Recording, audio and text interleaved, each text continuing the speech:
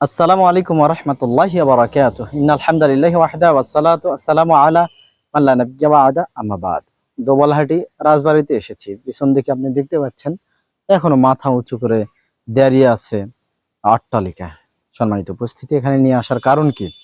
দেখুন, শত শত বছর আগে যারা রাজত্ব করত, এই অট্টালিকায় যারা বসবাস করত, আজকে কালের পরে ক্রমাই তারা কিন্তু বিলীন হয়ে গেছে। কিন্তু যতদিন আগে তারা মৃত্যুবরণ করেছে, ততদিন থেকে আজ অবধি যদি কবরের জগৎটা তাদের কল্যাণজনক হয়, তারা যদি কবরের জগতে জান্নাত থেকে সুড়ঙ্গ রাস্তা অবস্থায় থাকে, তাহলে তো আলহামদুলিল্লাহ অনেক সুখে আছে। কিন্তু চিন্তা করুন, কতদিন আগে মারা গেছে, তখন থেকে আজ অবধি যদি তারা অকল্যাণের মধ্যে থাকে, আযাব ও গজবের মধ্যে থাকে, তারা কতদিন চলে গেল। এটা একটা মেসেজ। আর একটা মেসেজ হতে পারে যে তারা যে কাজ করে গেছে, নির্মাণ সামগ্রী সেই অবস্থাতেই হয়তো আছে, তাও অনেকটা ভঙ্গুর হয়ে যাচ্ছে, নষ্ট হয়ে যাচ্ছে।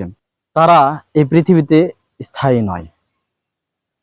আমরাও একদিন চলে যাব, কালের আবর্তে আমরাও বিলীন হয়ে যাব। তাই আসুন না, এই ভঙ্গুর অট্টালিকা দেখে আমরা একটু শিক্ষা অর্জন করি যে দিন শেষে আমাকেও কবরের জগতে পাড়ি জমাতে হবে।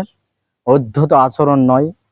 এখানে একটা জিনিস আমি খেয়াল করলাম, এই জগতে এসেও মানুষ পাপে ডুবে যায়।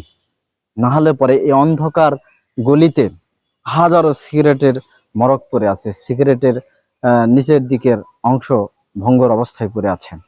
তাহলে এখানে আসলেও পরে মানুষ একটু শিক্ষা অর্জন করে না, মানুষ একটু জ্ঞান অর্জন করে না, কবরের কথা, মৃত্যুর কথা স্মরণ করে না।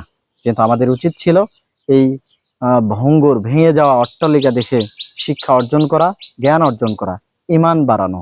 আল্লাহ তাআলা আমাদেরকে সেই বুঝ দান করুক, এই পরিস্থিতিতে আমাদের ঈমান বাড়িয়ে দিক। আমিন ওয়া আখিরু দাওয়ানা আলহামদুলিল্লাহি রাব্বিল আলামিন।